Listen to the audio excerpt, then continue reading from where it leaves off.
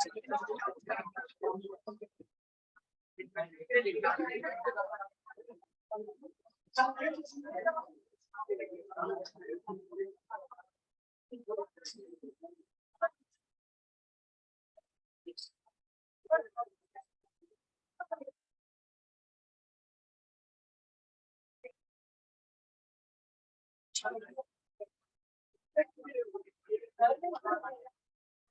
Students, homework में thermochemistry में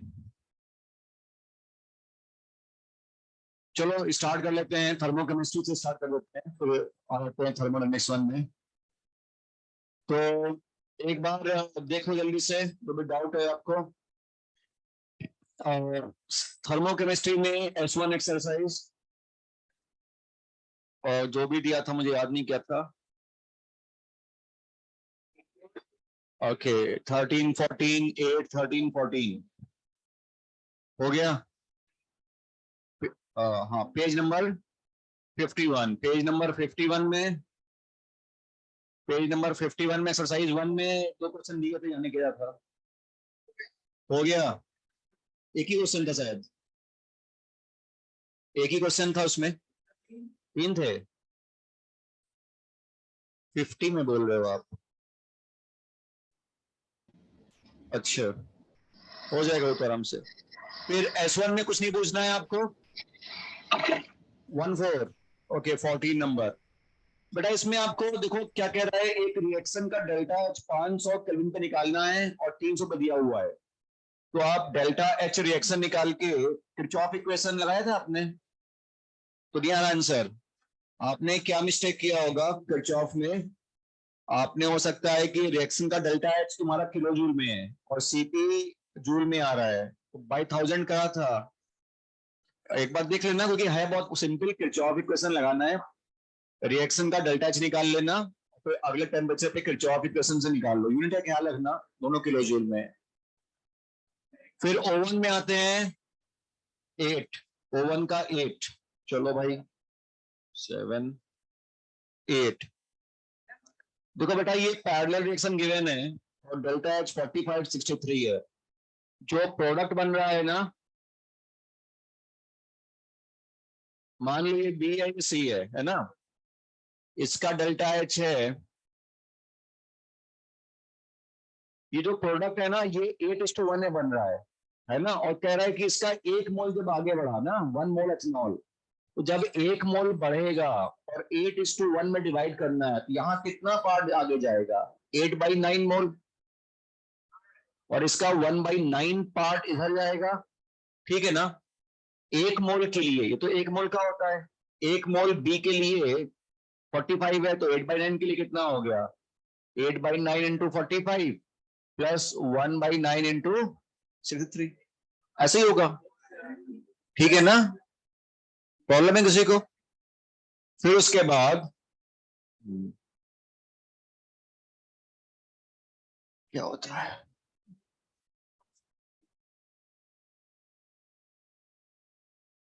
okay तो कुछ और ओवन में, बस। और क्या दिया था, O2 थर्मो का, थर्मोडायनेमिक्स 2 में जो बचे हुए O2 के 11 नंबर से थे क्वेश्चन ना, 11 से 20। तो बताओ भाई O2 एक्सरसाइज में, थर्मोडायनेमिक्स 2 में कौन सा, 18 का ए पार्ट, ओके 18 का ए पार्ट देखो, आइसोथर्मल वेपराइजेशन ऑफ वाटर। 18 का 8 देखो, vaporization of water 100 degree centigrade 180 ampere. कोई पर्टिकुलर पार्ट आपको मैच कराना है उधर की तरफ पूरा, ओके चलो। तो ये आइसोथर्मल है, ठीक है, तो डेल्टा टी 0, ठीक। और देखो ये एक्सपेंशन हो गया ना, गैस का वॉल्यूम लिक्विड से आधा है, अगर एक्सपेंशन हो रहा है तो यानी वर्क का साइन नेगेटिव होगा, 0 तो नहीं होगा। ठीक, हीट भी देनी पड़ेगी ना, बॉयल करोगे हीट तो देना पड़ेगा, तो Q तो पॉजिटिव होगा, ये 0 नहीं है, तो मेरे ख्याल से बस यही आंसर है, पी है इसका तो। क्यू आर भी नहीं होगा, delta U delta G zero नहीं बोलोगे, है ना। अगर आप लगा रहे हो एनसीबी डेल्टा टी तो गलत है, फेस चेंज के लिए वो एप्लीकेबल नहीं है। Delta U delta H face change में नहीं लगा सकते ना, अपना रिएक्शन के लिए लगा सकते हो। तो मेरे ख्याल से ए का पी होना चाहिए। क्या दिया हुआ आंसर? हाँ, एक मिनट का आंसर चेक कर लूं थोड़ा, मुझे डाउट 18 का ए पार्ट का आंसर क्या लिखा हुआ है। O2 में 18 का यहाँ पी होगा केवल, ठीक है ना। हाँ, अगर काइनेटिक एनर्जी की बात करें तो भाई काइनेटिक एनर्जी सेम रहेगी। हाँ, टेम्परेचर चेंज होगा तभी काइनेटिक एनर्जी बदलेगी सब्सटेंस की। तो इंटरनल एनर्जी तो बदलेगी क्योंकि पोटेंशियल एनर्जी बदल रही है, पोटेंशियल एनर्जी बदलती है फेस चेंज में, काइनेटिक एनर्जी नहीं बदलती उस टेम्परेचर पे, टेम्परेचर वही है। तो ओके देन उसके बाद और कुछ। O2 हो गया। हाँ ठीक है, चलो अच्छा है। और हमारा क्या बच जाएगा इसमें, केवल S2 बच रहा है ना, S2 बचेगा। हाँ, तो उसमें अपन अगली क्लास में कुछ होमवर्क अभी तक नहीं किया है। S2 में कितने कितने हो चुके हैं पहले से? 5 हो चुके हैं, तो 49 क्वेश्चन हो जाएंगे आराम से, फिर तो बाकी बचा हुआ कर सकते हैं अपन ना। तो अपना हो जाएगा, फिर आज थर्मोकेमिस्ट्री का होमवर्क हो जाएगा और थोड़ा सा ये हो जाएगा। चलो ठीक है, अपना टाइम भी सही मिला है और अपन थोड़ा आगे बढ़ाते हैं इन चीजों को। थर्मोकेमिस्ट्री में जल्दी डिस्कशन हो गया है, तो थ्योरी काफी बढ़ सकती है आगे आज। देखो एक बार मैं जल्दी से रिवाइज कर देता हूँ, और ध्यान देना थर्मोकेमिस्ट्री में अपन 3 क्लास हो गई है, 2-3 क्लास में ही खत्म हो जाएगा। तो थोड़ा अपन छोटे छोटे पार्ट्स हैं, तो इसमें स्टार्ट करते हैं। सबसे पहले जो हम लोगों ने चैप्टर में पढ़ा है उसको मैं एक बार रिवाइज करवा देता हूँ आपको। हमने जब स्टार्ट किया था चैप्टर, तो हमने ये बोला था कि इस चैप्टर में हम लोग मेनली रिएक्शन और फेज चेंज की एनर्जी एक्सचेंजेस के बारे में बात करेंगे। और उसमें हमने ये देखा कि भाई एक टर्म है heat of reaction. Heat of reaction का मतलब है जो कोफिशिएंट गिवन है, सपोज करो कोई रिएक्शन आ जाती है तुम्हारे पास, A+2B गिव्स यू 3C, और इसमें कुछ डेल्टा H लिखा मिलता है 72 किलो जूल पर मोल। तो पर मोल का मतलब होता है पर मोल रिएक्शन का। पर मोल रिएक्शन का मतलब है कि जो नंबर यहाँ लिखे हैं, अगर उतने ही मोल रिएक्ट करें तो इतनी एनर्जी इन्वॉल्व होगी, 72 किलो जूल या वॉट एवर जो भी तुम्हारे सामने है, ठीक है। फिर हम लोग ने उसके बाद आगे बढ़े थे और ये देखा था कि किसी रिएक्शन की एंथैल्पी किन किन फैक्टर पे डिपेंड करती है, कौन कौन से होते हैं। स्टेट, रिएक्टेंट प्रोडक्ट का स्टेट बदलोगे तो बदल जाएगा। दूसरा एलोट्रोपिक फॉर्म, अगर एलोट्रोपिक फॉर्म बदलोगे तो बदल जाएगा। तीसरा टेम्परेचर, वही रिएक्शन तुम 300 केल्विन पे करवाओ और वही रिएक्शन तुम 350 केल्विन पे कराओ, वैल्यू बदल जाएगी। और उसको अपन किरचॉफ इक्वेशन से निकाल सकते हैं, उसका फॉर्मूला थोड़ा याद रखना है हमें, ठीक है। And last part is constant pressure पे अगर रिएक्शन करवाई गई तो डेल्टा एच, कांस्टेंट वॉल्यूम पे वही रिएक्शन करवा दी गई तो डेल्टा यू, और दोनों बराबर नहीं होते हैं। और इनके बीच का रिलेशनशिप जो यूनिवर्सल फॉर्मूला है वो तो है ही सही, P2V2 माइनस P1V1। और दूसरा एक और फॉर्मूला है डेल्टा एनजी आर टी, है ना। लेकिन ये ध्यान रखना डेल्टा एनजी क्या है, mole stoichiometric coefficient of gaseous product minus gaseous reactant. तो तुम अगर कभी भी डेल्टा ऐसा डेल्टा यू निकालोगे इस फॉर्मूले का यूज करके, तो जो तुम्हारे सामने रिएक्शन लिखी है ना उसके लिए डेल्टा यू डेल्टा एच निकल के आएगा। आपको कहा जाए कि नहीं 8 मोल के लिए करना है, 17 मोल के लिए करना है, जितने मोल को कहा जाए उसको बाद में उससे मल्टीप्लाई करके आंसर निकाल लेना, याद है ना आप सबको। तो ये सब हम लोगों ने देखा हुआ है। और फिर हम लोग इसके बाद आगे बढ़े थे, और ये हाँ वर्क का फॉर्मूला भी देख लिया था, क्या था उसमें रिएक्शन के लिए minus delta N G R T, है ना। तो ये फॉर्मूला भी देखा, न्यूमेरिकल भी कर लिए थे इस पे, और सीट में भी होमवर्क आ चुका है, तो अपने किया ही हुआ है। और फर्दर उसके बाद हम लोगों ने इनकी रिएक्शन के सबसेट्स वगैरह देखे थे कि रिएक्शन की एंथैल्पी कि कुछ डेफिनेशंस होती हैं इनकी, enthalpy of formation, enthalpy of combustion, lattice enthalpy और बॉन्ड एंथैल्पी या सब्लिमेशन एंथैल्पी, है ना। तो सबकी अपने अपने डेफिनेशंस है। अगर आपने इनकी डेफिनेशन को ध्यान में रखते हुए रिएक्शन लिखा तो आप एंथैल्पी ऑफ फॉर्मेशन कंबशन ये बोल सकते हो, ठीक। इनकी डेफिनेशन फॉलो करना पड़ेगा, तभी आप उसको एंथैल्पी ऑफ फॉर्मेशन कंबशन बोलोगे। इसमें कोई डेफिनेशन नहीं है, बस रिएक्शन सही लिखो, बैलेंसिंग सही हो तो आप उसको रिएक्शन की एंथैल्पी बोल सकते हो। इनकी डेफिनेशन है, फॉर्मेशन की डेफिनेशन क्या है भाई, एक मोल बनाना है कंपाउंड उसके एलिमेंट से, और एलिमेंट नेचर में जिस फॉर्म में होता है उसी फॉर्म में लेना है, रेफरेंस स्टेट उसकी। अब वो रेफरेंस स्टेट क्या होती है, जो गैसेस हैं उनको, मतलब से हाइड्रोजन, नाइट्रोजन, ऑक्सीजन, D2, इन सबको गैस लेना है, और जो मेटल्स होते हैं उनको लेना है सॉलिड, एक्सेप्ट मरकरी जिसको लेना है लिक्विड। कुछ एलोटोपिक फॉर्म भी हैं, कार्बन का ग्रेफाइट, सल्फर का रॉम्बेट, मोनो, और किसका व्हाइट फास्फोरस और व्हाइट टिन, है ना, इस तक देखा हुआ है।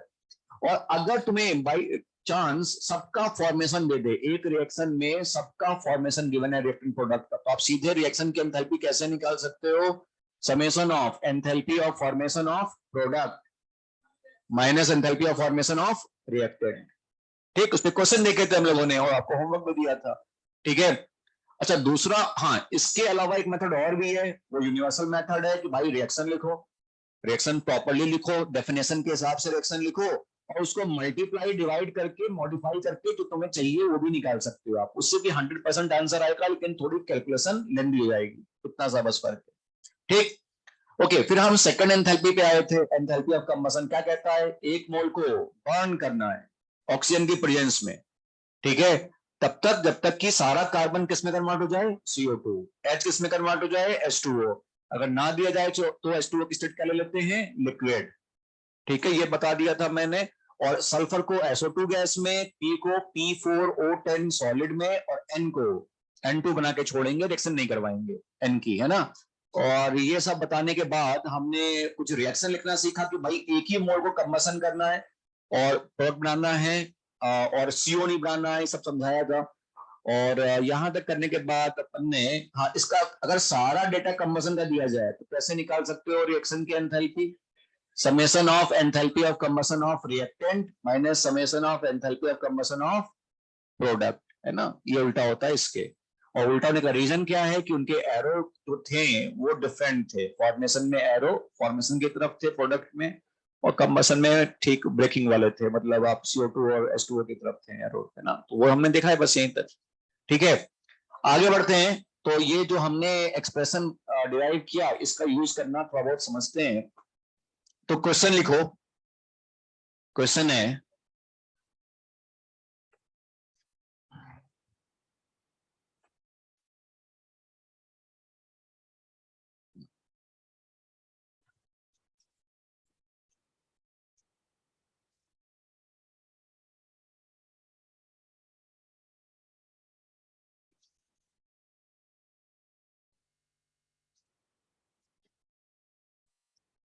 लिखो, मैं लिख देता हूं यहां पे।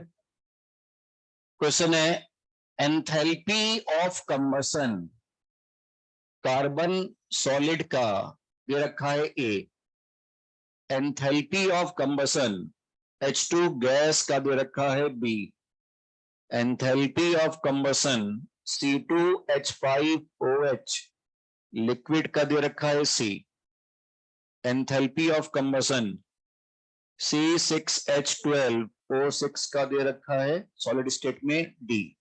कुछ एंथैल्पी ऑफ कंबशन गिवन है डेटा आपको, ठीक है, और आपको फाइंड आउट करना है, calculate enthalpy of formation of C2H5OH liquid, ये A पार्ट, और B part enthalpy of formation C6H12O6 solid.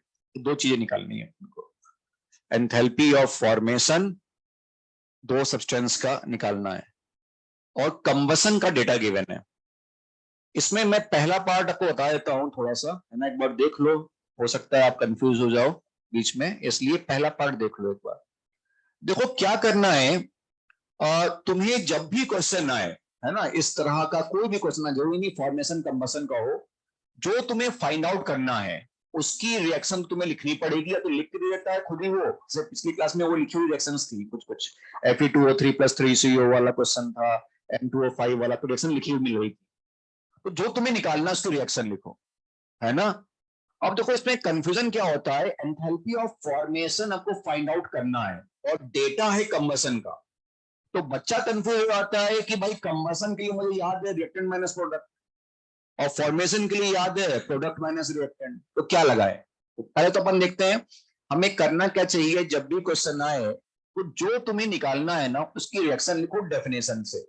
तो फॉर्मेशन निकालना है अल्कोहल का, तो C2H5OH लिक्विड, और enthalpy of formation find out करना है। तो कैसे लिखा था enthalpy of formation, 1 mole form करना है और इसके एलिमेंट से, तो किससे करोगे, 2 carbon 2 carbon solid plus hydrogen कितने, तो H2 गैस और कितने 3 और O2, तो हाफ ऑफ O2 गैस है ना। तो हम पहले तो डेफिनेशन से रिएक्शन लिख लेते हैं इसकी, जो डेफिनेशन है ना। बैलेंसिंग बिल्कुल ठीक होनी चाहिए, अगर तुमने जरा सा भी यहाँ पे 1 2 कुछ गड़बड़ कर दिया तो वो 100% आंसर मैच नहीं करने वाला।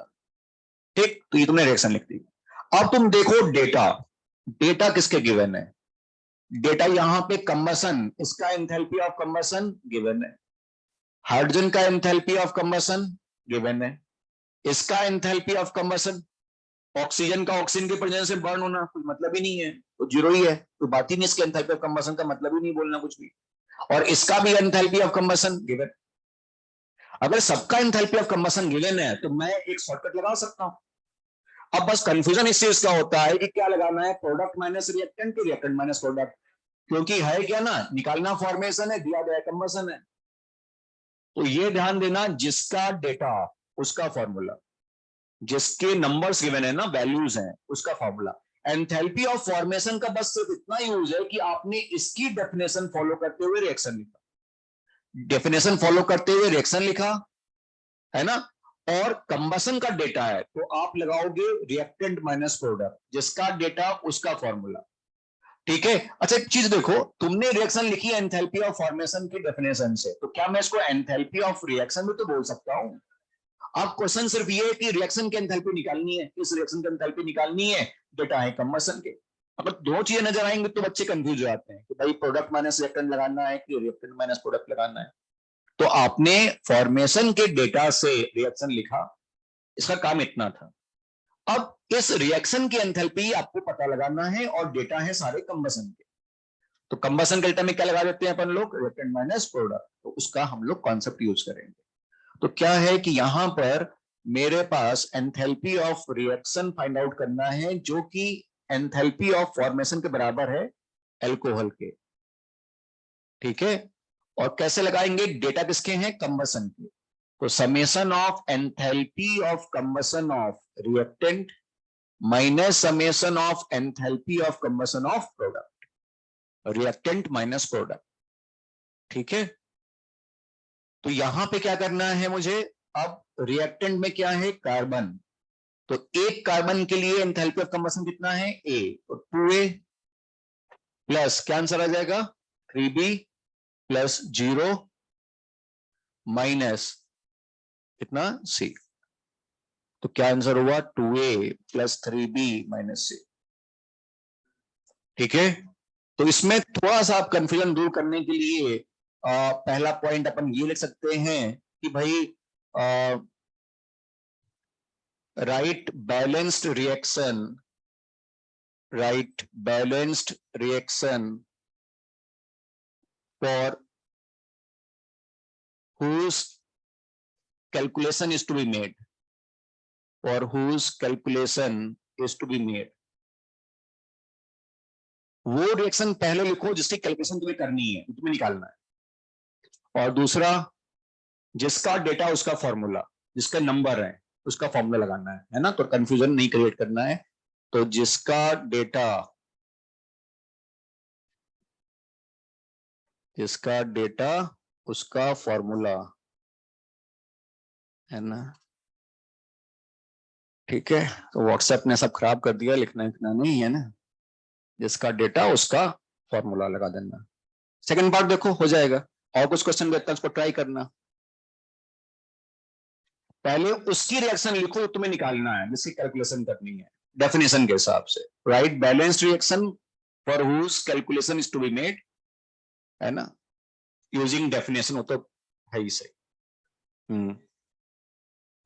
अगर तुम स्टेप बाय स्टेप लिखना चाहते हो, हाँ तो आराम से हो जाएगा, बताया तो मैं, कोई दिक्कत नहीं है ना, ये तो आसान वाला है। अब ये कार्ड डिफिकल्ट दूंगा तो उसको बता दूंगा बेसिक से, तो ये बता दूं।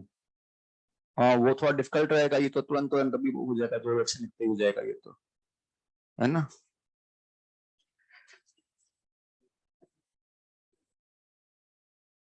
इसका सेकंड पार्ट देखो, कर लिया होगा मेरे ख्याल से।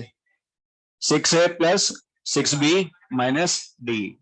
हाँ ठीक है, 6a plus 6b minus D.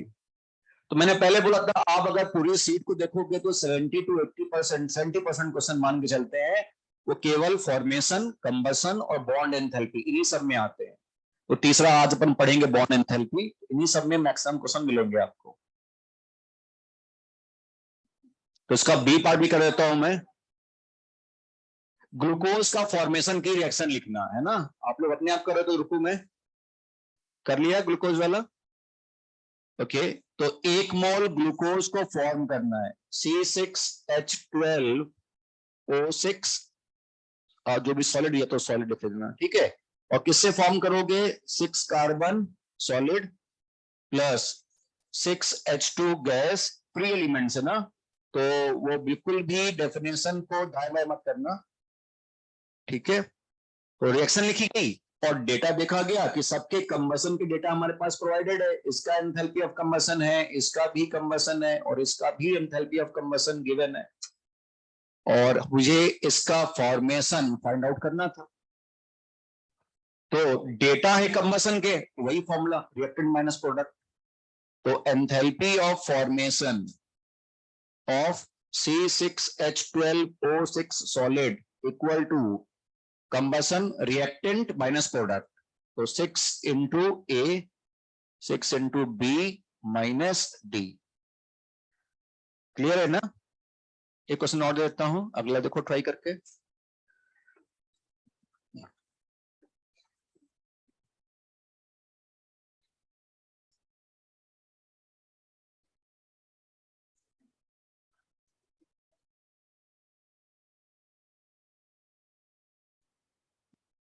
चलो इसको देखो,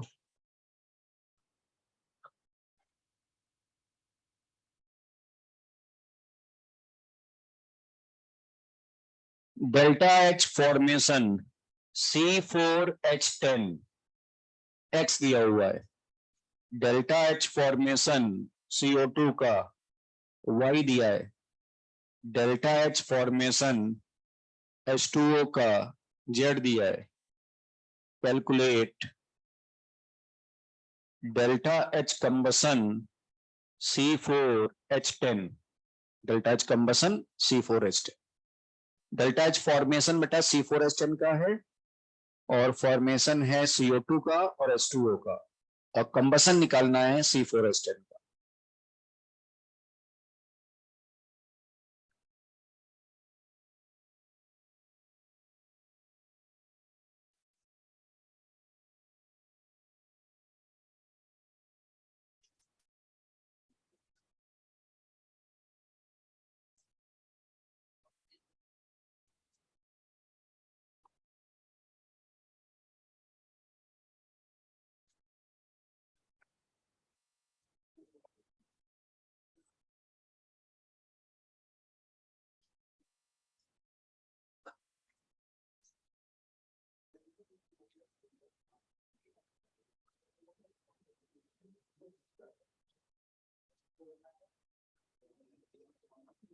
आ गया होगा मेरे ख्याल से आंसर, है ना।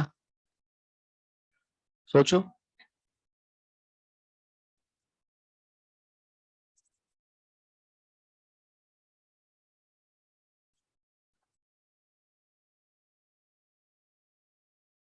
कितना, 4y plus 5z minus, okay 4y plus 5z minus 6, ये आंसर बता रहा है, देख लो, चेक कर लो।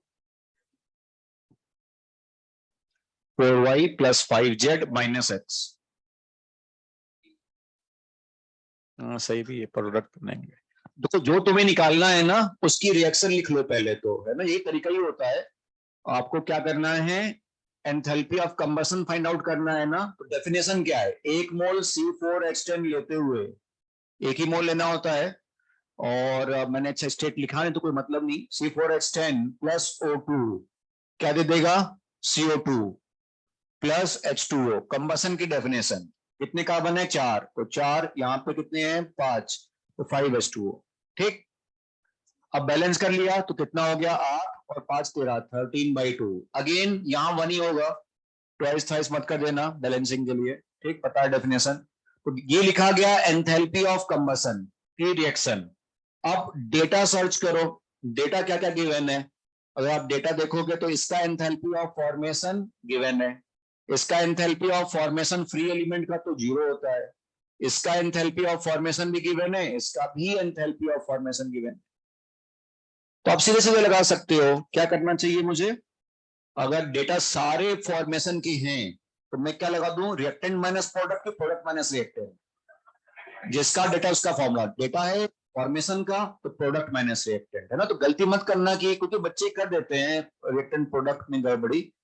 तो रिएक्शन की एंथैल्पी, जो कि एंथैल्पी ऑफ कंबशन है C4H10 का, C4H10 का, तो ये कैसे निकालेंगे, डेटा है फॉर्मेशन का, तो summation of enthalpy of formation of product minus summation of enthalpy of formation of reactant, product minus reactant, है ना। तो प्रोडक्ट में 4 CO2, तो 4 इंटू CO2 का formation Y plus 5 into Z product minus reactant, इसको तो लोगे नहीं, इसने कितना है फॉर्मेशन का डेटा, C4H10 का X, तो बस ये X आंसर है ना। प्रॉब्लम किसी को, चलो एक और क्वेश्चन लो अगला।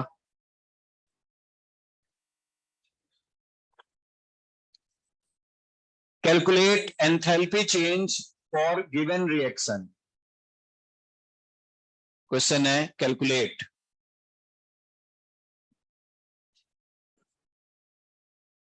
Enthalpy change for given reaction, calculate enthalpy change for given reaction. देखना यहां पे C3H8 gas plus hydrogen gas gives you C2H6 gas plus CH4 gas. ठीक है, और डेटा जो आपको गिवन है, कंपाउंड और hydrogen, methane, C2H6, carbon solid graphite का, C3H8 है plus hydrogen, C3H8 plus hydrogen gives you C2H6 plus CH4। और बेटा इन सबका एंथैल्पी ऑफ कंबशन गिवन है, enthalpy of combustion kilo joule per mole में।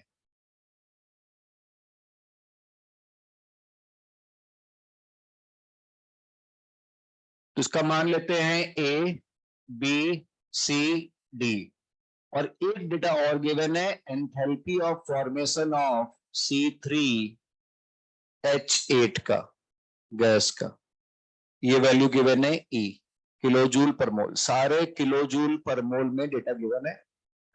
और यहाँ पे हाइड्रोजन, मीथेन सब गैस का गिवन है, ये भी गैस है, दिस वन इज गैस।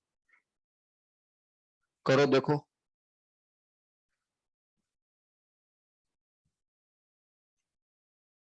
जो ऊपर रिएक्शन लिखी है ना उसका एंथैल्पी निकालना है, और कुछ कंबसन के, अब देखो इसने मिक्स कर दिया, कुछ कंबसन कुछ फॉर्मेशन मिक्स कर दिया। नॉर्मली अगर सारा कंबसन है तो अपने पास ट्रिक है, फॉर्मेशन है तो ट्रिक है, लेकिन अगर मिक्स कर दिया उसने, तो सोचो, हर एक क्वेश्चन करने का एक शॉर्टकट मेथड तो होगा ही होगा, शॉर्टकट तो कुछ ना कुछ होगा। अगर दिख जाए तो ठीक है, नहीं दिख रहा तो प्रॉपर मेथड है ही। ठीक है, करके देखो, सोचो इसके बारे में।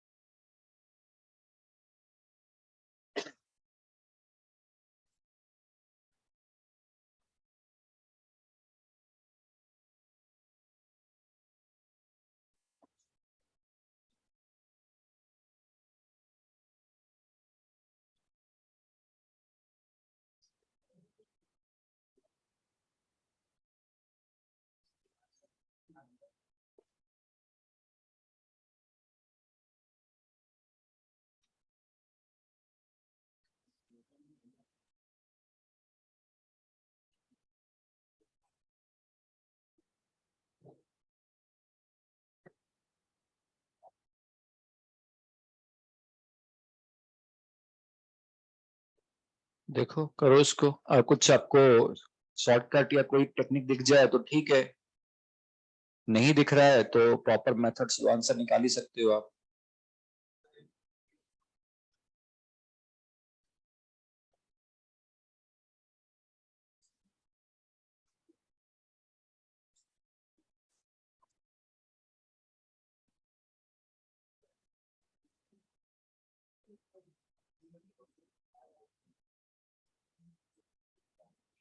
देखो थर्मोकेमिस्ट्री में चीज और ध्यान देना, क्वेश्चन को 4 बार पढ़ने कुछ फायदा नहीं होगा, आपको रिएक्शन लिखनी पड़ेगी तभी होगा, है ना। थर्मोडायनेमिक्स की तरह नहीं है कि अपन 2-3 बार पढ़ ले कि यार आइडियल, अच्छा आइडियल्स लिखा, अच्छा ये लिखा, चलो अंडरलाइन कर लिया। इसमें पढ़ते रहोगे, वो पढ़ते रहोगे कि ये गिवन है वो गिवन है, जब तक आप पेन नहीं चलाओगे तब तक कुछ पार्ट्स दिखेगा नहीं आपको। इसीलिए मैंने कहा कि कईयों को बहुत प्रॉब्लम होती है इस चैप्टर में।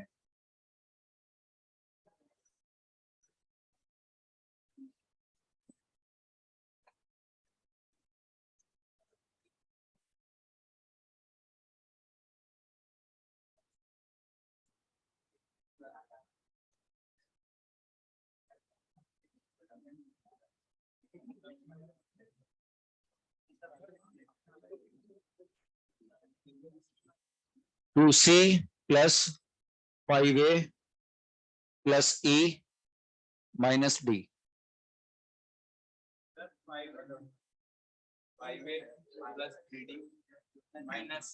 Minus C minus B minus E plus C लिख दे इसमें एक और। ओके, तो 5A plus 3D minus C minus B, यही वाला है। ओके, देखो 2 आंसर आए अभी तक तो। सेकंड वाला 5A प्लस 3D,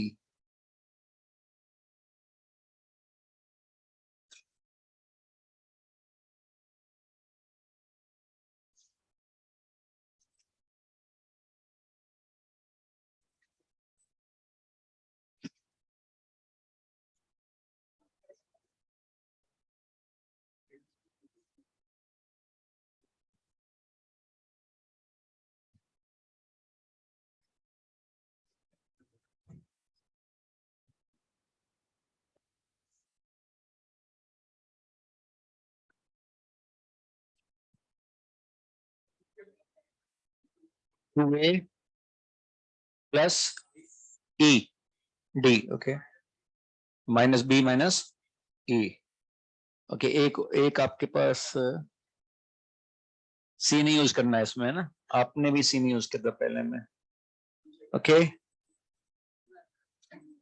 कौन सा, बॉम्बे। ओके, बी वाले काफी सारे बच्चे बोल रहे हैं, है ना, तो हो सकता है बी हो सेकंड वाला। कर लिया, क्या और टाइम चाहिए करने को बताऊं मैं, और चाहिए बैठने के लिए आराम से, है ना। ओके, इधर कोई आंसर आया क्या, बी वाला बोल रहा है बच्चा एक, बी वाला होना चाहिए। ओके, बी वाला बता रहा है आर्यन। ओके, तो काफी बच्चे इसी को कर रहे हैं फाइनल, तो ठीक है, आंसर यही है, बी वाला ही है। ओके, देखो करना क्या था अगेन, एक तो प्रॉपर मतलब मेथड है यूनिवर्सल, उसे तो मैं बाद में दिखा दूंगा करके। एक अगर कुछ दिख जाए शॉर्टकट, है ना, देखो जो तुम्हें निकालना है, मैंने पहले बोला जो तुम्हें कैलकुलेट करना है ना, उसी रिएक्शन के आसपास के डेटा सोचो क्या क्या गिवन है।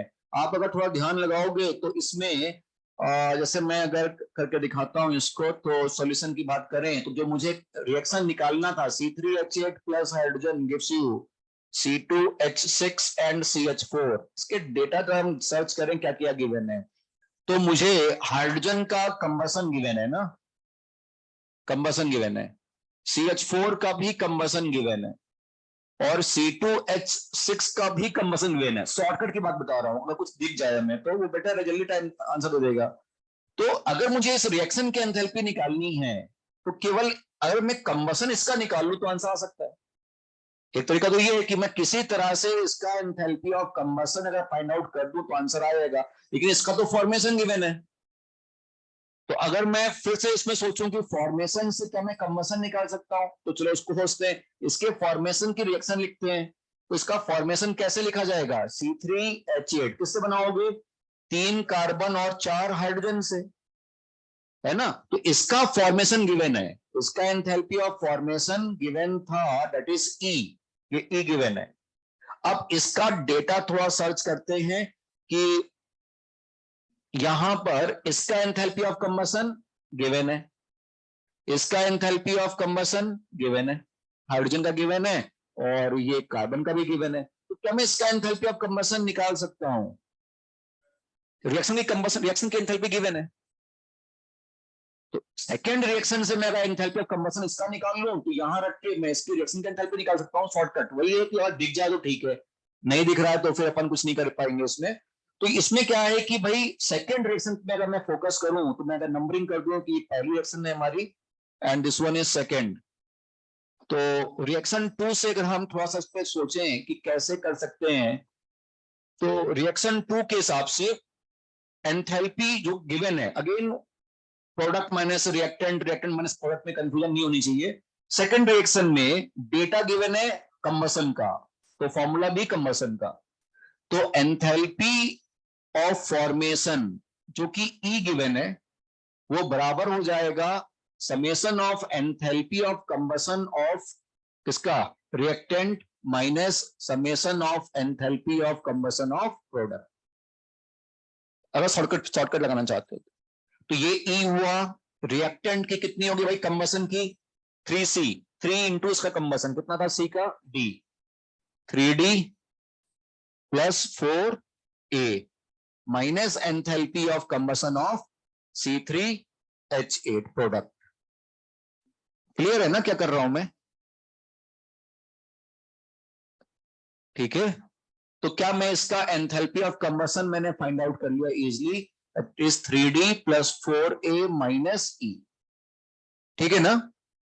अब मैं इसको यूज करूंगा रिएक्शन 1 में, तो रिएक्शन 1 की बात करें तो मुझे जो enthalpy of reaction find out करनी थी वो अगेन डेटा होंगे कंबशन के, तो क्या हो जाएगा, enthalpy of combustion of C3H8, reactant enthalpy of combustion of hydrogen minus enthalpy of combustion of कौन कौन से थे, C2H6 plus enthalpy of combustion of CH4। समझ रहे हो ना?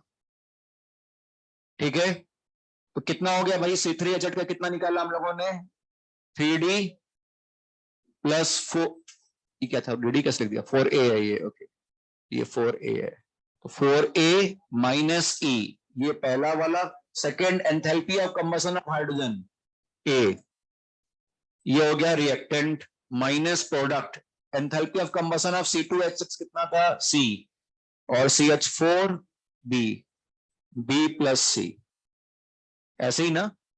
तो क्या हो गया, 5A प्लस 3D, तो हो गया 5A plus 3D minus B minus C minus E, तो तुम लोगों ने आंसर बताया था सेकंड मेथड से। ठीक है, उसमें भाई पेशेंटली आपको रिएक्शन लिखते हुए बढ़ना है आगे, मैं तो दिखाया था वो भी। पूरा पेज भर गया आपका, आंसर आया कि नहीं आया, आ गया ना, ठीक है, बस आंसर आना चाहिए। और ये मैं क्वेश्चन अप कर रहा हूँ, ठीक है, तो एक बार डेटा भी देखने पड़ेंगे, नोट करना, नोट करो जल्दी से, इसमें भी काफी स्पेस चाहिए होगा सेकंड मेथड करवाने में।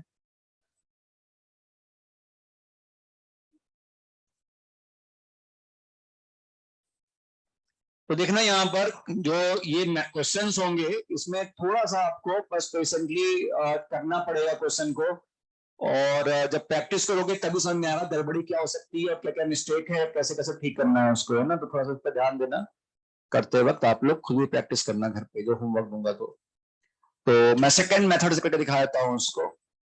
आपको 5 रिएक्शन लिखनी पड़ेंगी, हाइड्रोजन का कंबशन, मीथेन का कंबशन, C2H6 और कार्बन का कंबशन, इसका फॉर्मेशन, 5 रिएक्शन, उसको बस रीअरेंज करके वो रिक्वायर्ड रिएक्शन निकालनी है। ठीक है, तो आंसर तो वही आएगा, करके दिखा देता हूं मैं आपको, ये रब कर दूं मैं। ठीक है, तो आप मुझे डेटा बता देना, है ना, मैं इसको रब कर रहा हूँ, क्वेश्चन को रब कर रहा हूँ। तो method 2,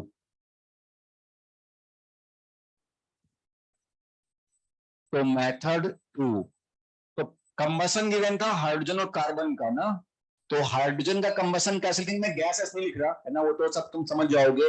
H2 plus half of O2, combustion का मतलब 1 मोल का बर्न करना है, डेफिनेशन बिल्कुल भी नहीं छोड़ेंगे उसका हाथ। ठीक, हाइड्रोजन का हो गया, कार्बन का कंबसन CO2, हाइड्रोजन के साथ ए लिखा था मैंने, कंबसन का कार्बन का डी बोला था, ऐसा डेटा देख लेना क्या क्या था, यही था ना, ए और डी। ठीक है, और दो था CH4 का था ना एक और combustion, O2, CO2 plus 2H2O, तो 2O2, ये बी हुआ। ठीक है, और चौथा कौन सा था, C2H6, तो C2H6 plus O2 gives you 2CO2 plus 3H2O, कितना हो गया, 4 और 7, 7/2 शायद, और ये कितना है, डी है, सी है। ठीक, ये चौथी रिएक्शन हो गई, और एक रिएक्शन और बच गई, कौन सी, फॉर्मेशन ऑफ C3H8, तो 3C plus 4H2 gives you C3H8, और ये हो गया E। ठीक है, अब बेटा तुम्हें जो रिएक्शन निकालनी है ना, उस पर फोकस करना पड़ेगा, वो हमें थोड़ा सा देख लेते हैं निकालना क्या और कैसे आ सकता है। तो रिएक्शन क्या चाहिए मुझे, C3H8 plus hydrogen gives you C2H6 plus CH4, इसको बना लेते हैं बॉक्स में, ये रिक्वायर्ड है। ठीक है, ये रिक्वायर्ड रिएक्शन है। अब 1 बाय 1 इसको बस चेंज करते चलो। लेफ्ट में क्या चाहिए, C3H8, C3H8 कहां से मिल सकता है, पांचवी से, इसको रिवर्स करो। ठीक है, तो इसको रख करूं लेफ्ट हैंड साइड, तो रिवर्सिंग फिफ्थ इक्वेशन, तो एक बार नंबरिंग कर देता हूं मैं इसको, तो ये 1 है, this is second reaction, this one is third, fourth and fifth, और एक C3H8 चाहिए, एक C3H8 है, तो reversing fifth reaction C3H8 gives you 3C plus 4H2, कितना हो गया, -E। फिर आओ हाइड्रोजन पे, हाइड्रोजन क्या दो रिएक्शन में मिल रहा है, नहीं, एक ही मिल रहा है, पहले वाले में लेफ्ट में है और लेफ्ट में ही चाहिए और एक ही चाहिए, तो उसको टच ना करते हुए वैसे ही लिख देते हैं, hydrogen plus half of O2 plus half of O2 gives you H2O, कितना हो गया, A। ठीक, फिर C2H6 चाहिए राइट में, C2H6 कहां से मिल सकता है, इधर। ठीक, मुझे राइट में चाहिए, इसको रिवर्स कर देते हैं, और उसको भी रिवर्स करना पड़ेगा, और कुछ मल्टीप्लाई नहीं करना है किसी में भी, क्योंकि मुझे 1 1 चाहिए था, तो रिवर्सिंग इक्वेशन फोर्थ, तो फोर्थ को रिवर्स करते हैं तो क्या हो गया मेरे पास, 2CO2 plus 3H2O gives you C2H6 plus 7/2O2, ये एनर्जी कौन सी हो गई, C2H6 वाला था, C -C। ठीक है ना, और रिवर्सिंग थर्ड,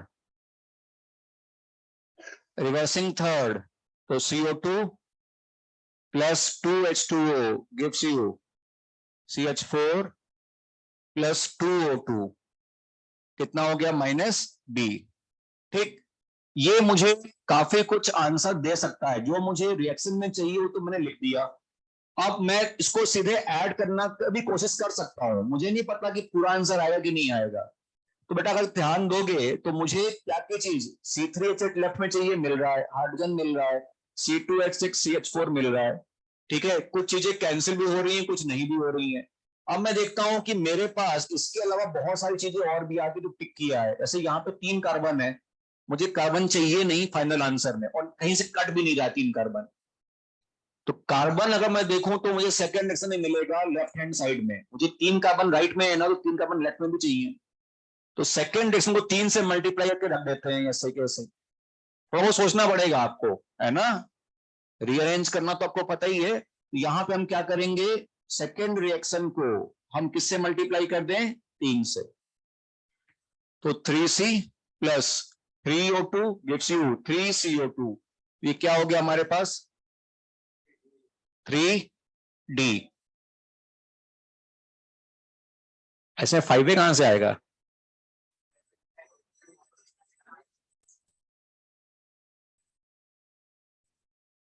अच्छा, इसमें फिर मुझे और भी कुछ चीजें चेंज करनी पड़ेंगी क्या?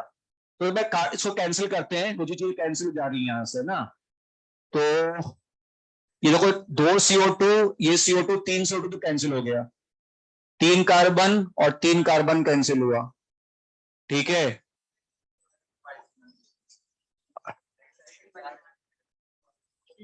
हाँ, तो इसमें क्या है कि मुझे अब ये ऑक्सीजन ऑक्सीजन बैलेंस नहीं हो रहे हैं, और यहाँ पे H2O 5 है, यहाँ पे H2O एक ही है।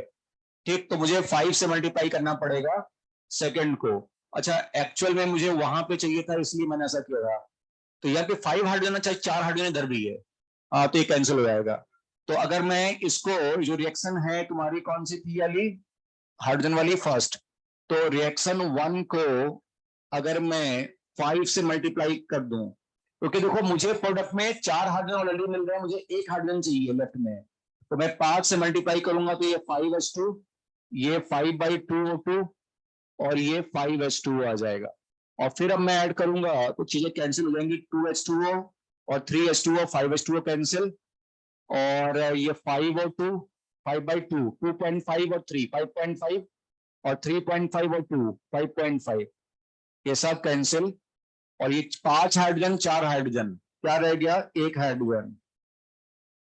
तो ये हो गया मेरे पास C2H6 प्लस CH4, और सबको ऐड कर, इसको भी ऐड कर दूंगा।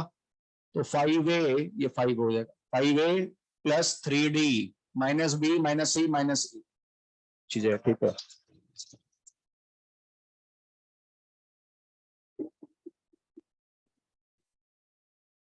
कुछ ना करो तुम लोग,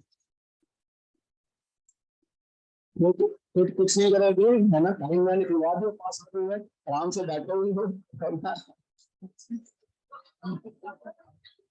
फोकस करो तुम लोग। अच्छा, ठीक है, ठीक है, ठीक है, ठीक है, समझ गया, समझ गया, मुझे लग भी रहा था बीच में कि मैं ही कर रहा हूँ। बस ये देख रहे कि होता है कि नहीं होता है। अच्छा, ठीक है, चलो। लाइट है, लाइट है ना। चलो, अच्छा ठीक है, तो देख लो, ये मतलब मेथड लेंदी होगा, आंसर आ जाएगा, लेंदी होगा बस। ठीक है। तो अगर मतलब थर्मोकेमिस्ट्री क्वेश्चन आए, तो आपको अगर लग रहा है कि हो सकता है थोड़ा टाइम लेके, तो आप कर सकते हो इसको। वैसे पेपर में बहुत कम ही क्वेश्चन कर पाते हो, तो टाइम में कोई लिमिट होता नहीं है, टाइम तो हमारे पास टाइम ही टाइम रहता है पेपर के वक्त, तो है ना। तो कर लोगे आराम से।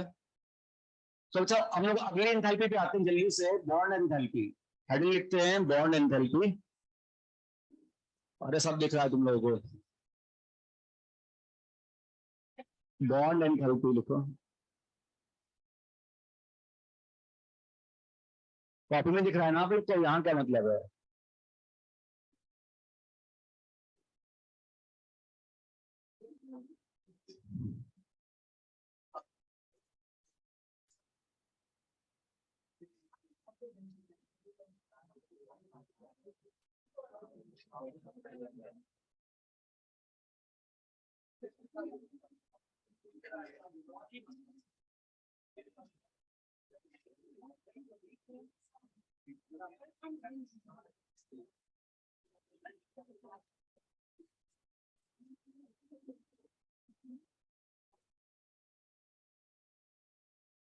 करें, नोट कर रहे हो।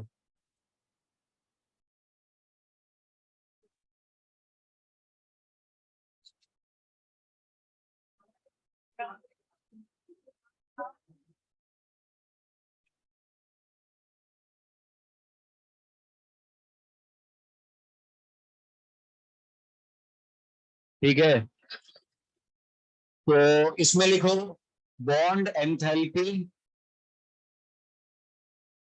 हाँ, नोट, नोट करना है ऐसा, लिखो, फिर आधा मिनट ले लो, करो, है ना। अरे बहुत वैसे लिख ही रहे हो ना तुम लोग, आधा एक मिनट ले लो, लिखो ही, अगर लिख रहे हो तो।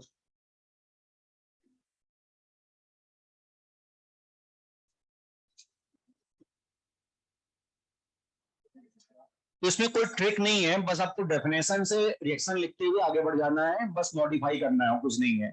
इसमें कोई ट्रिक नहीं होता, स्ट्रेट फॉरवर्ड है, और लेकिन थोड़ा बस टाइम कंज्यूमिंग होता है, टाइम कंज्यूमिंग रहता है ये।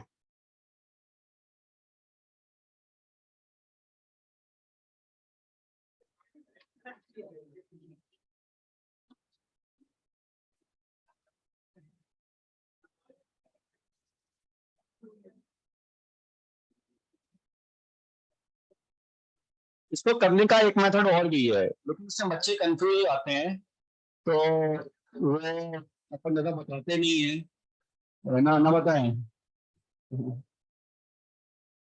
5 मिनट और निकाल दो, है ना।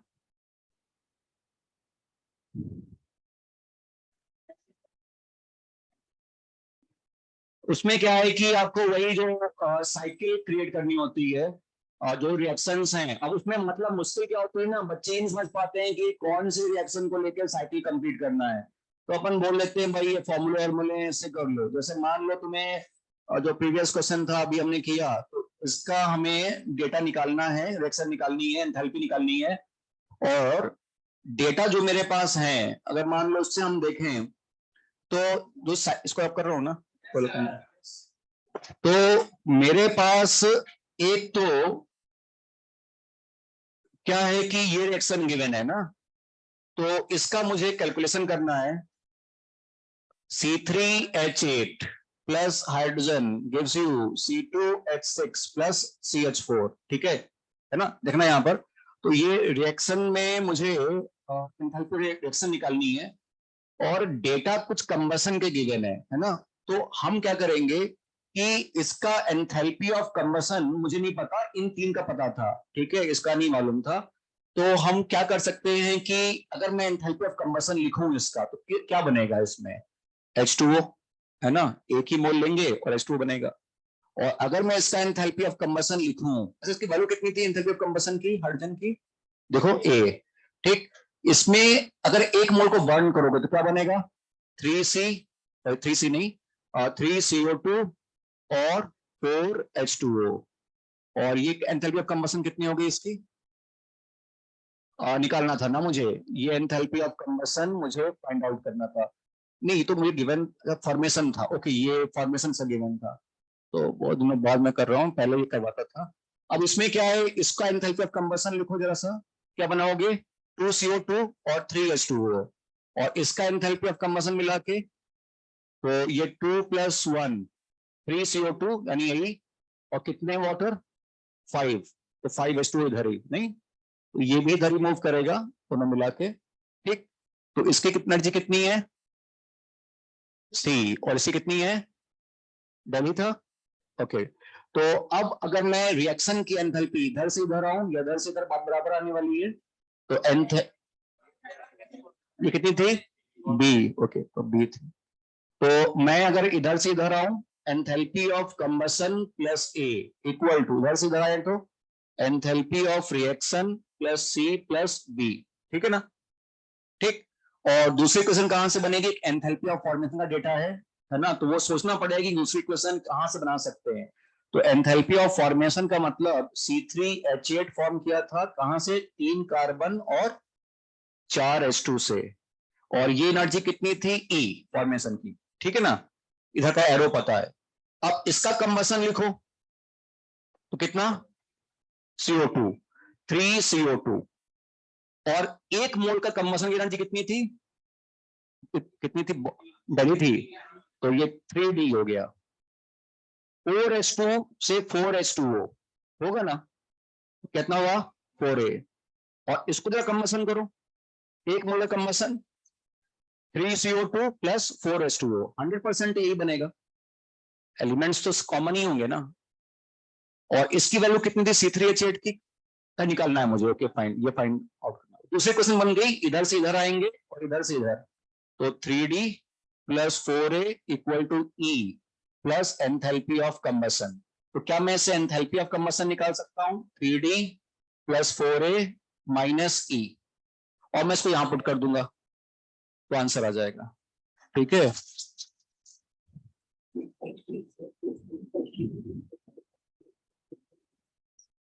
और मतलब ये देख लो, अब इसमें क्या है ना, ये बता तो देते हैं बच्चों को, लेकिन स्टूडेंट इसमें कंफ्यूज आता है कि एरो एरो में फिर कई बार लिख नहीं पाता, तो इसलिए अपन थोड़ा अवॉइड कर देते हैं कि फालतू और कंफ्यूजन हो जाएगा।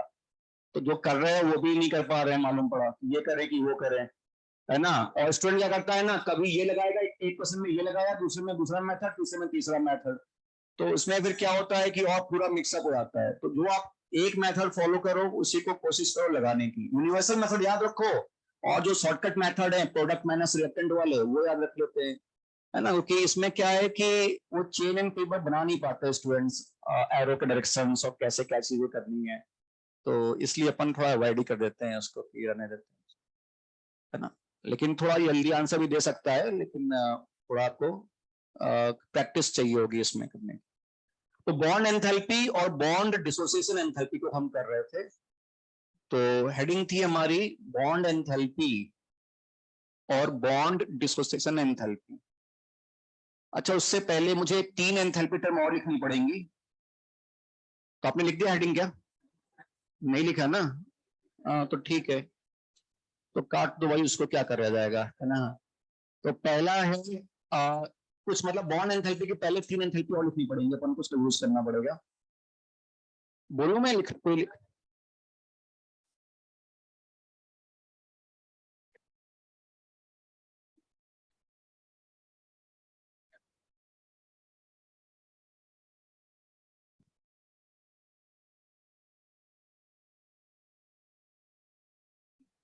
कंटेक्स्ट करो।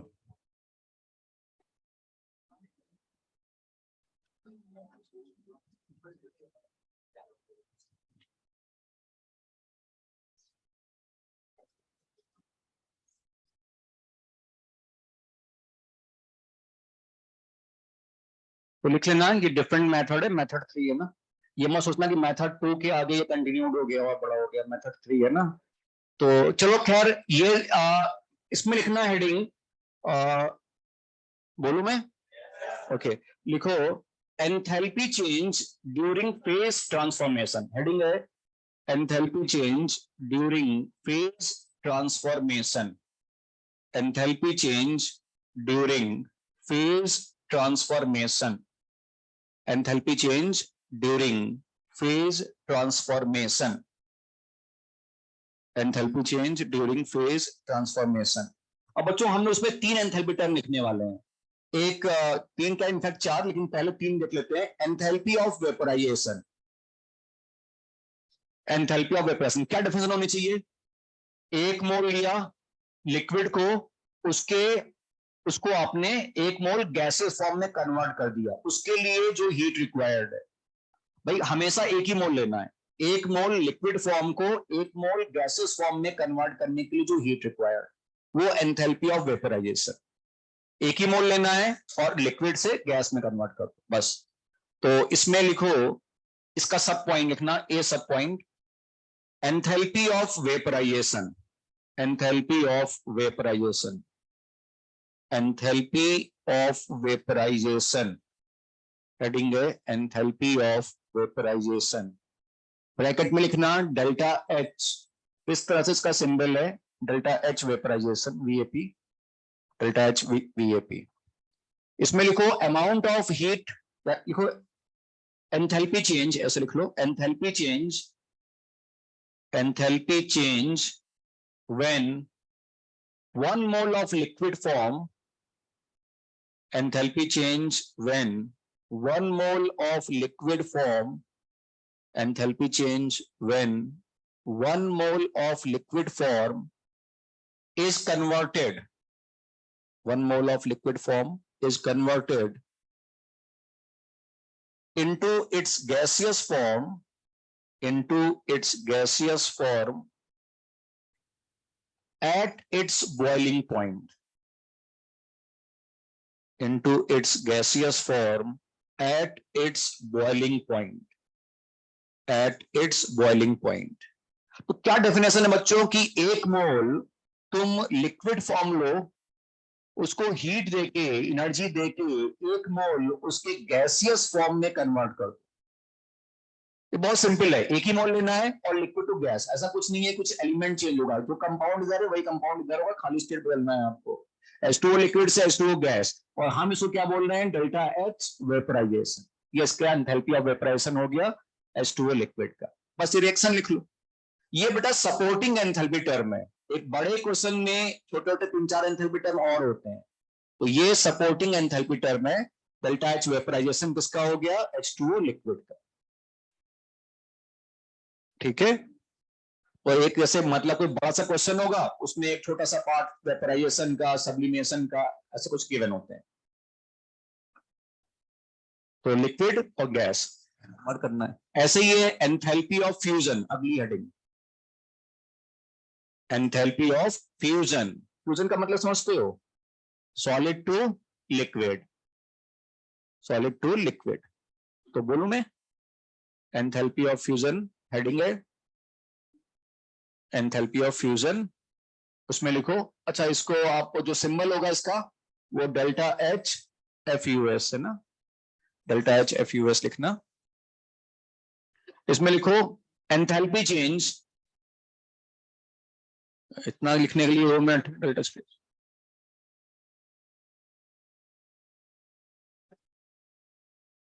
बोलूं, ओके, तो इसमें लिखो enthalpy change when, enthalpy change when 1 mole of, enthalpy change when 1 mole of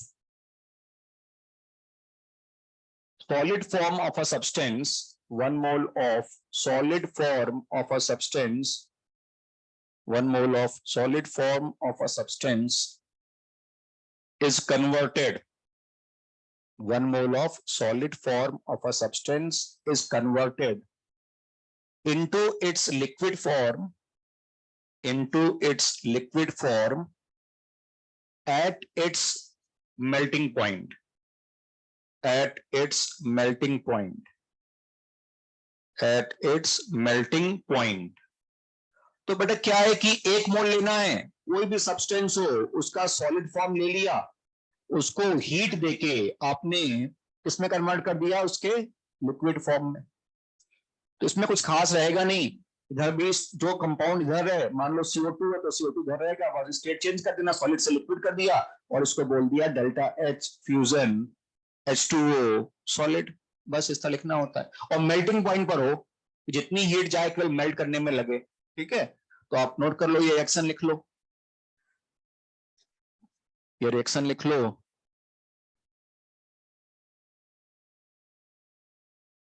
फिर तीसरा कौन सा हो जाएगा, सब्लिमेशन है ना, तो उसको भी देख लेते हैं।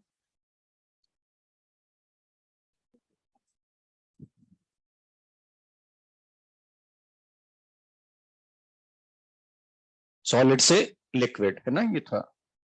तो एंथैल्पी ऑफ सब्लिमेशन और ब्रैकेट में delta H SUB, delta H sublimation, enthalpy of sublimation. इसमें भी वही डेफिनेशन है ना, नोट करो इसको, पहले हेडिंग पे लिखते हैं। तो एंथैल्पी चेंज, इसमें लिखो enthalpy change when 1 mole of solid substance, enthalpy change when 1 mole of solid substance, when 1 mole of solid substance is converted, 1 mole of solid substance is converted into its gaseous form directly, into its gaseous form directly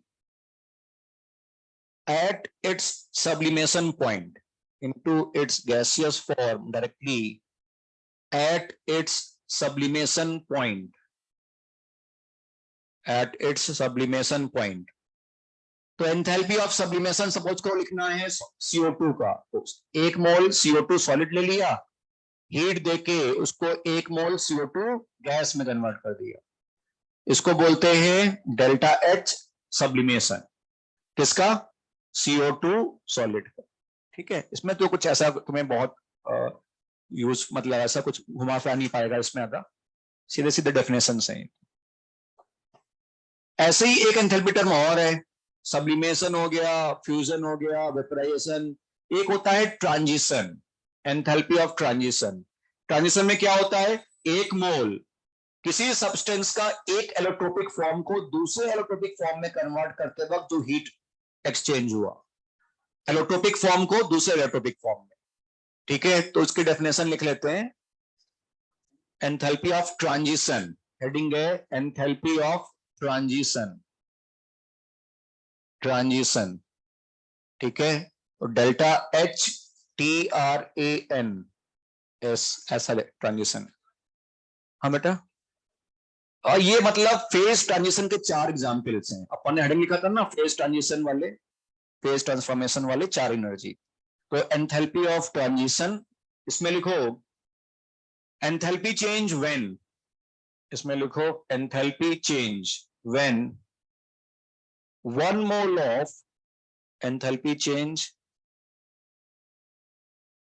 when 1 mole of one allotropic form of substance, enthalpy change when 1 mole of one allotropic form, one allotropic form of a substance, one allotropic form of a substance is converted into other allotropic form, is converted into other allotropic form at its transition temperature, at its transition temperature, at its transition temperature। हालांकि इस definition का कहीं seat में use नहीं है, मतलब कोई question में नहीं आता ट्रांजिशन वाला, लेकिन डेफिनेशन है एनसीईआरटी में, इसलिए लिखवाना पड़ता है।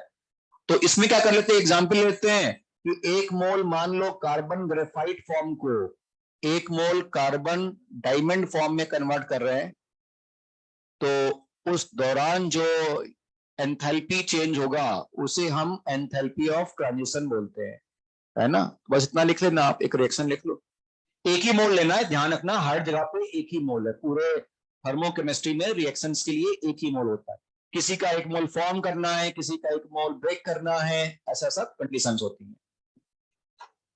फिर हम लोग आते हैं जिसको हमको पढ़ना था और बीच में हम इसको इंट्रोड्यूस कर दिए थे, वो है बॉन्ड एंथैल्पी और bond dissociation enthalpy. Bond enthalpy and bond dissociation enthalpy, bond enthalpy and bond dissociation enthalpy. इसको दिखाते हैं बच्चों डेल्टा एच बीई से, कई बार, है ना, सिंबल डेल्टा एच बी दिखाएंगे, या फिर कई बार इसको केवल एप्सिलॉन से भी दिखा देते हैं इस तरह से। तो इसका एक सिंबल देख लेना, हालांकि कोई ऐसा नहीं होगा कि हमेशा ही मिले, लेकिन कई कई बार एप्सिलॉन से दिखा देते हैं बॉन्ड एंथैल्पी को। ठीक है, तो एक बार देख लेते इसकी डेफिनेशन, आप अगेन इसको थोड़ा ध्यान से सुनना क्योंकि ये एक और इंपॉर्टेंट एंथैल्पी टर्म है। देखो क्या होता है, बॉन्ड एंथैल्पी की डेफिनेशन क्या है। अच्छा, इसको 2 पार्ट में डिवाइड किया गया है। पहला है ए पार्ट लिखना, for diatomic molecule, for diatomic molecule, for diatomic molecule. देखना ध्यान से, देखो डेफिनेशन ये कहती है बॉन्ड एंथैल्पी की कि आपको एक डायटोमिक मॉलिक्यूल पे विजुलाइज करो, 2 एटम का मॉलिक्यूल है, ऐसे क्लोरीन हो गया, ClCl, या HCl हो गया, या HBr, कुछ भी हो गया। तो 2 एटम के बीच में तो एक ही बॉन्ड होगा ना, चाहे सिंगल हो, चाहे डबल हो, चाहे ट्रिपल हो, कोई भी एक बॉन्ड होगा। उस बॉन्ड को ब्रेक करके दोनों एटम को अलग अलग करते वक्त जो हीट चाहिए होगी, कुछ कंडीशंस है इसमें, और वो कंडीशंस बहुत ही आपको फॉलो करनी होती है। कई सारे मतलब कंडीशन है, देखो ध्यान से, 2 एटम है, बीच का जो भी बॉन्ड है उसको ब्रेक करो, दोनों एटम को अलग करो, उस दौरान जो हीट रिक्वायर्ड है that is bond enthalpy. Condition ये है कि रिएक्टेंट एंड प्रोडक्ट, तो तुमने मॉलिक्यूल लिया और जो एंड में बना एटम्स जो बने वो दोनों गैसियस स्टेट में होना चाहिए। गैसियस मॉलिक्यूल के बॉन्ड ब्रेक करने हैं और गैसियस एटम बनाना है। बॉन्ड कोवेलेंट होना चाहिए। आयनिक अगर बॉन्ड हुआ तो फिर लैटिस एंथैल्पी होती है। तो कोवेलेंट बॉन्ड को ब्रेक करना है और दोनों एटम को अलग अलग कर देना है। रिएक्टेंट एंड प्रोडक्ट दोनों गैस में होने चाहिए, ये कंडीशन होती है। और बॉन्ड होमोलिटिकली ब्रेक करना है। आयंस नहीं बनना चाहिए कि ऐसे अपन ने HCl है तो H को अलग करना है और Cl को अलग करना है। होमोलिटिक बॉन्ड फ्यूजन होना चाहिए। तो एक मोल कोवेलेंट बॉन्ड, एक मोल कोवेलेंट बॉन्ड लेना है, एक ही मोल होगा, एक ही मोल कोवेलेंट बॉन्ड लेना है गैसियस स्टेट में। उसका बॉन्ड होमोलिटिकली ब्रेक करके प्रोडक्ट भी गैसियस स्टेट में बना देना है, उसे हम बोलते हैं बॉन्ड एंथैल्पी। ठीक है, जैसे कि एग्जांपल्स कुछ देखते हैं। ऐसे सपोज करो मुझे बॉन्ड एंथैल्पी लिखना है H2 का, H2 गैस का। तो क्या लिखेंगे? एक मोल H2 गैस लिखा। इनफैक्ट ये एक्चुअल में समझाने के लिए लिख देता हूं, H सिंगल बॉन्ड H रहेगा। आपने एनर्जी दिया, इसके बॉन्ड को ब्रेक किया और दोनों एटम को अलग अलग कर दिया, H और H। अगर इस तरह रिएक्शन लिखी गई, डेफिनेशन फॉलो हुआ, गैस है, एक मोल का बॉन्ड ब्रेक किया, तो आप इसको बॉन्ड एंथैल्पी बोल सकते हो और रिएक्शन की एंथैल्पी भी है ही सही है। ठीक है, सपोज करो आपको बॉन्ड एंथैल्पी लिखना है N2 का। तो कैसे लिखेंगे? एक मोल N triple bond N gas, heat देके किसमें ब्रेक कर देंगे? N गैस और N गैस, सारे बॉन्ड ब्रेक करने, एक बॉन्ड नहीं। तो होता क्या है ना, तुम्हें बॉन्ड एंथैल्पी ऐसा लिखा मिलेगा, N triple bond N gas. तो जो लिखा मिले उसके बॉन्ड को ब्रेक कर देना है। अगर N डबल बॉन्ड N लिखा मिला है तो यहाँ N डबल बॉन्ड N लिखेंगे और उसके बॉन्ड को ब्रेक कर देंगे। वो धीरे समझ में आएगा, कई कुछ कंफ्यूजन रह जाते हैं इसमें, लेकिन जितना बता रहे उतना समझो पहले। ये ठीक लिखा गया तो आप इसको रिएक्शन की एंथैल्पी भी बोल ही सकते हो। ऐसा नहीं है कि दोनों आइटम सेम ही हो। जैसे मान लो मैंने बॉन्ड एंथैल्पी लिखना है H सिंगल बॉन्ड Cl का, तो ये भी हो सकता है। तो एक मोल H सिंगल बॉन्ड Cl लिया, हीट देके दोनों एटम को इंडिविजुअली अलग कर दिया और कोई चार्ज नहीं लगाएंगे, होमोलिटिकली बॉन्ड ब्रेक करना है। आपको पता है जो अपने अपने इलेक्ट्रॉन ले जाते हैं वगैरह। ठीक, तो आप अगर इसको फॉलो करते हो तो ये एंथैल्पी ऑफ रिएक्शन है ही सही और बॉन्ड एंथैल्पी है। सपोज करो रिएक्शन ये लिखी गई, ब्रोमीन को ब्रेक किया, Br Br और ये बन गया Br gas plus Br gas. तो क्या इसको बॉन्ड एंथैल्पी बोल सकते हैं? नहीं, क्योंकि यहां पर लिक्विड है तो आप बॉन्ड एंथैल्पी नहीं बोल सकते। तो ये तुम्हारा bond enthalpy Br single bond Br का नहीं हो सकता।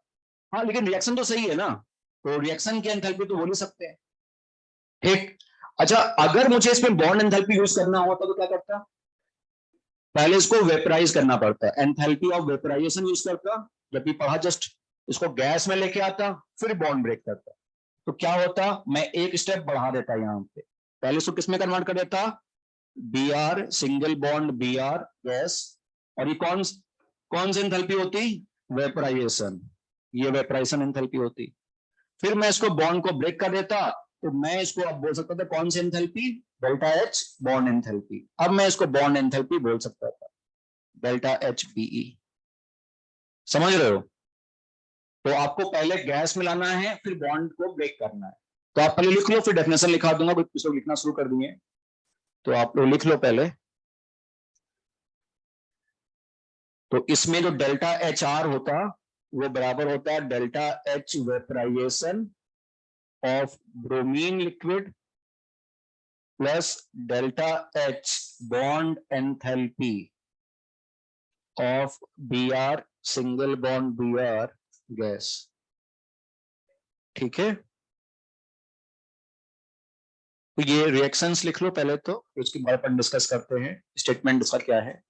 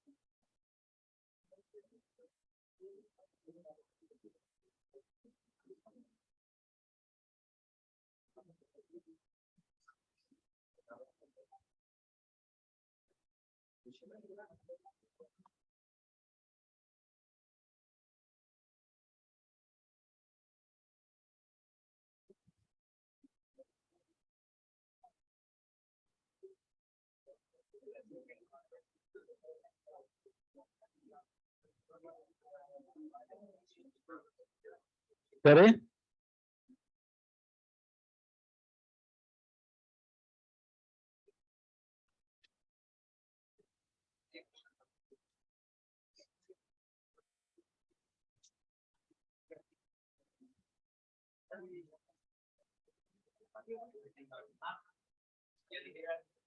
कोई लिख रहा है आप में से? Okay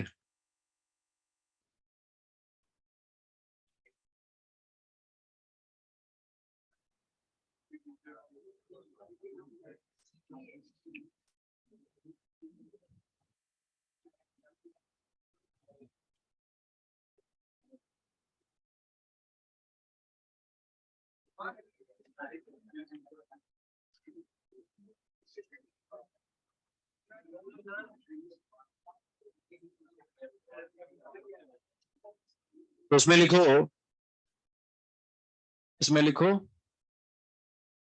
enthalpy change when 1 mole of covalent bond, enthalpy change when 1 mole of covalent bond, enthalpy change when 1 mole of covalent bond of gaseous covalent substance, 1 mole of covalent bond of gaseous covalent substance, of gaseous covalent substance is broken homolytically,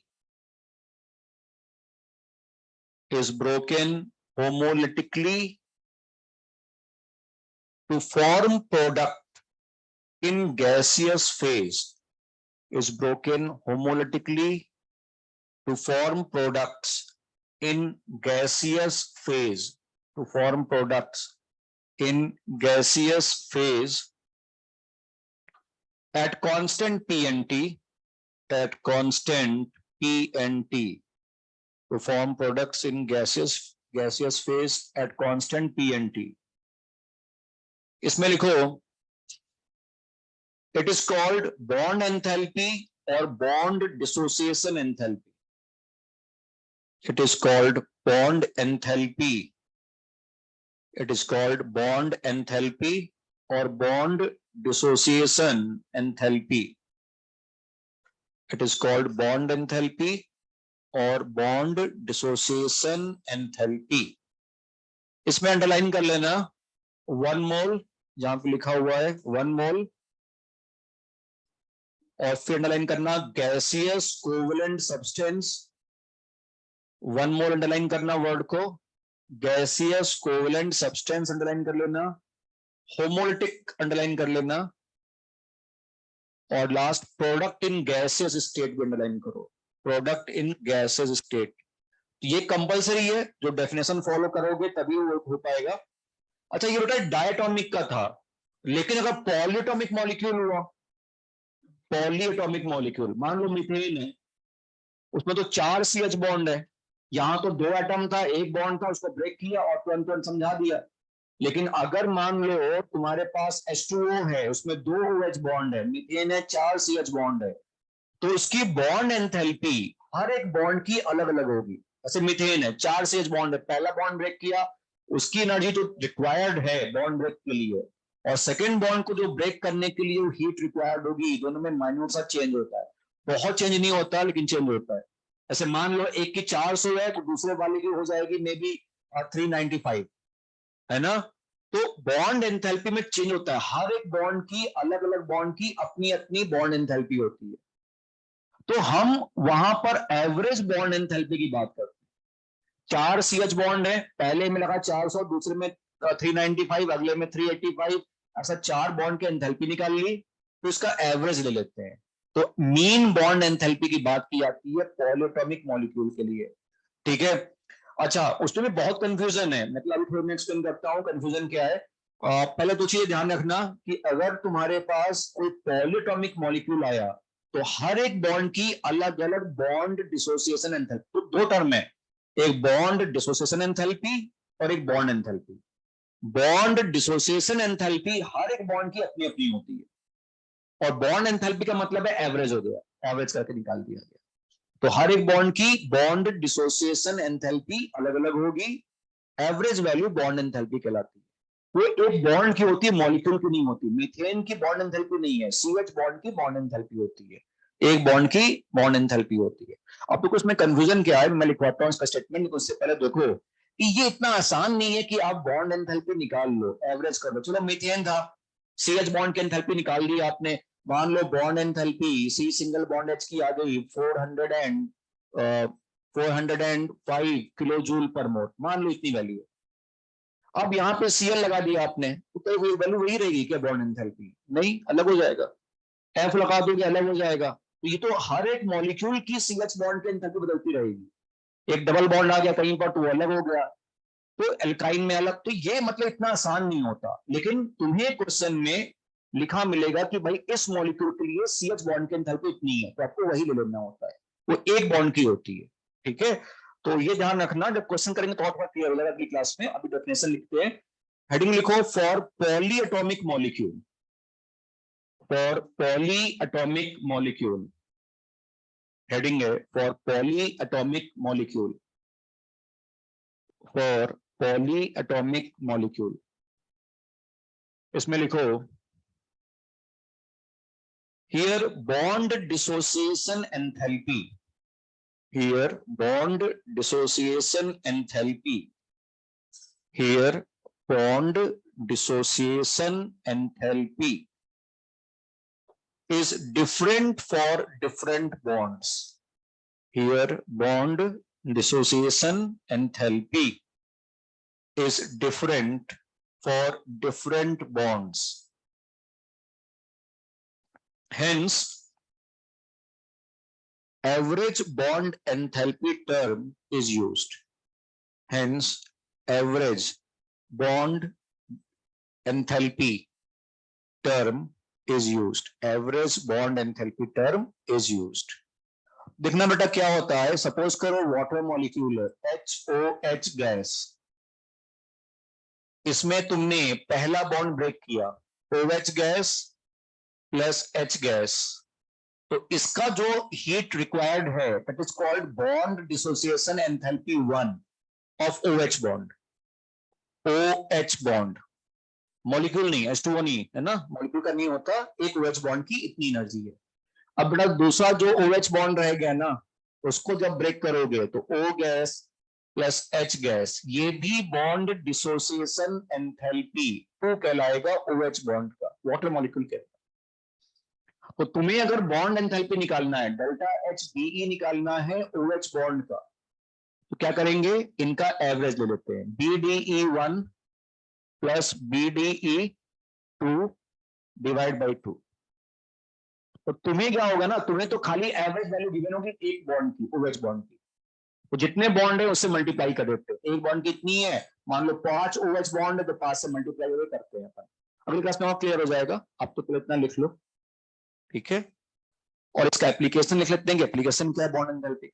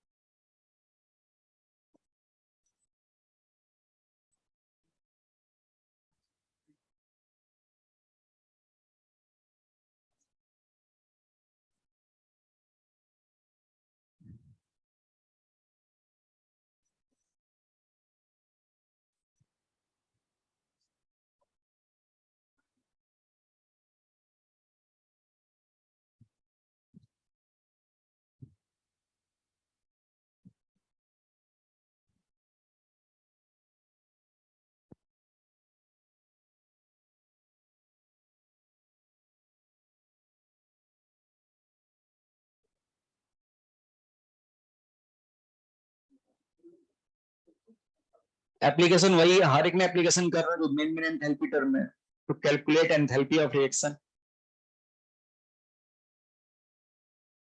ऐसे एक formation में भी यही था application इसका, कि reaction की enthalpy निकालना, कंबशन में भी यही था, ऐसे बॉन्ड एंथैल्पी में भी है।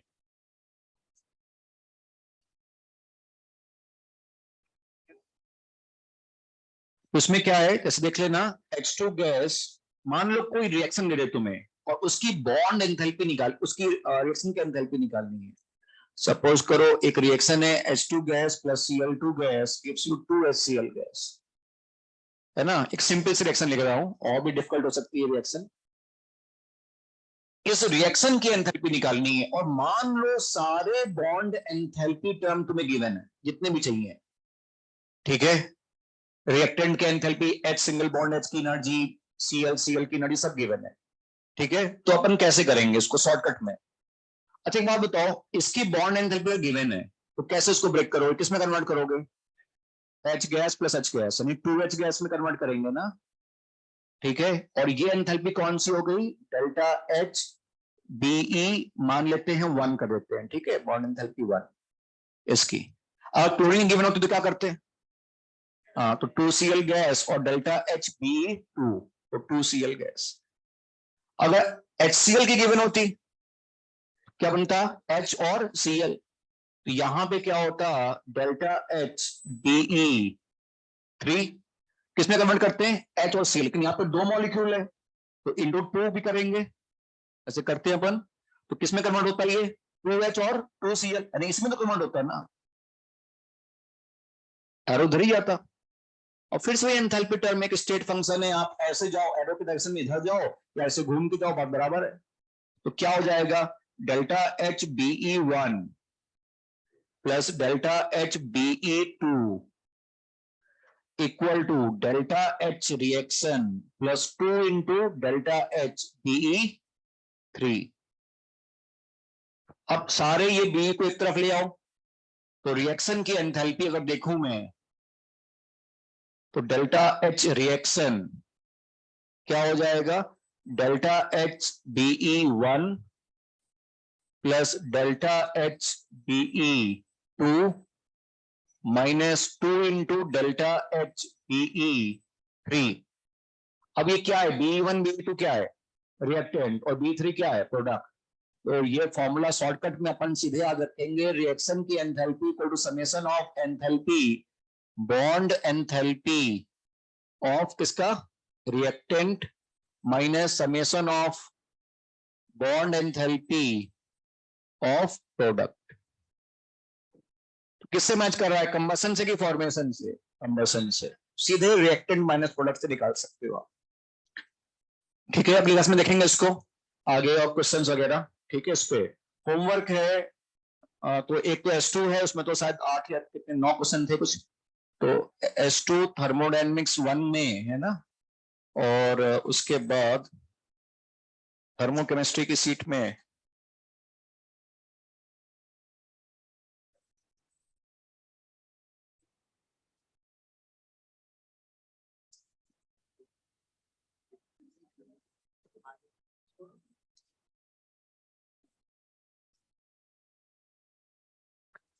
थर्मोकेमिस्ट्री में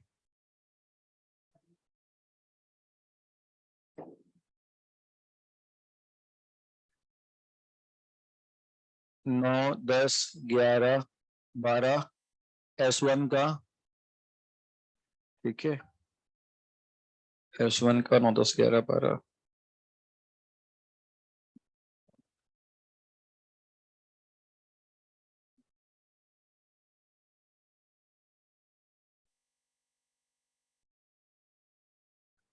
O1 में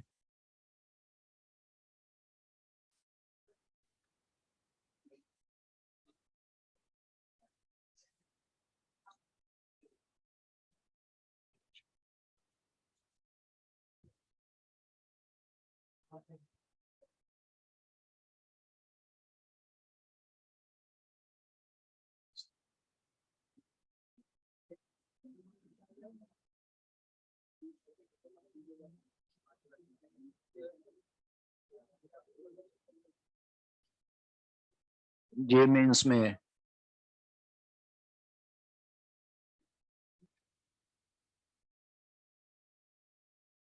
1 2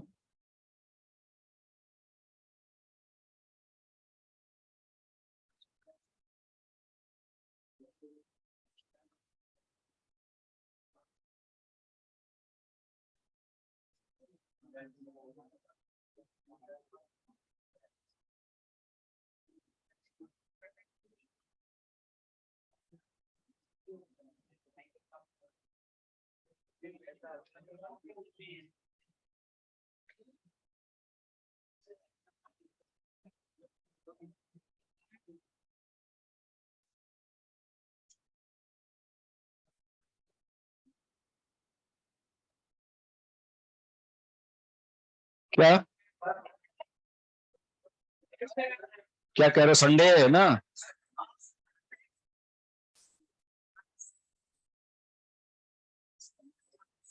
S2 में टेस्ट है।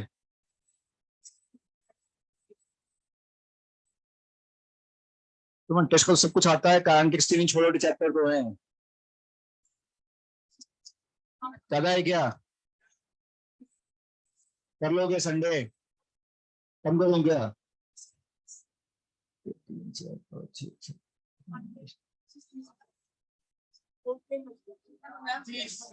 मैथ में इतना नहीं आता, क्या बात कर रहे हो, ऐसा कैसे तैयारी है?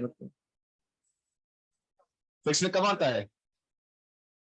तो एस सी वर्मा तुम लोग करते रहते हो, उसमें तो कितना कितना करना पड़ता है तुम लोग को, इजी होती है।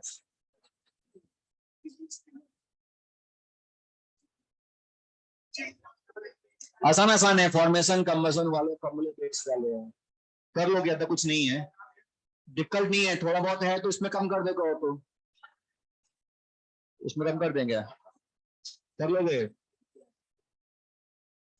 चलो ठीक है, इसको कर लेना होमवर्क में, और बस अच्छा, ये होमवर्क में क्या मोल कॉन्सेप्ट का एडिशनल कर रहे हो, क्या कर रहे हो?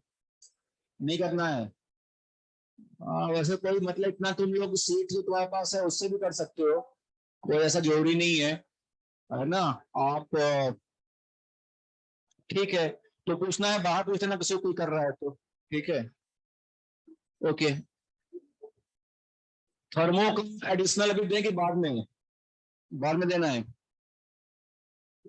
ओके, एंड कर रहा हूँ मीटिंग ऑनलाइन स्टूडेंट्स, है ना? By two all of you, online वाले बच्चे।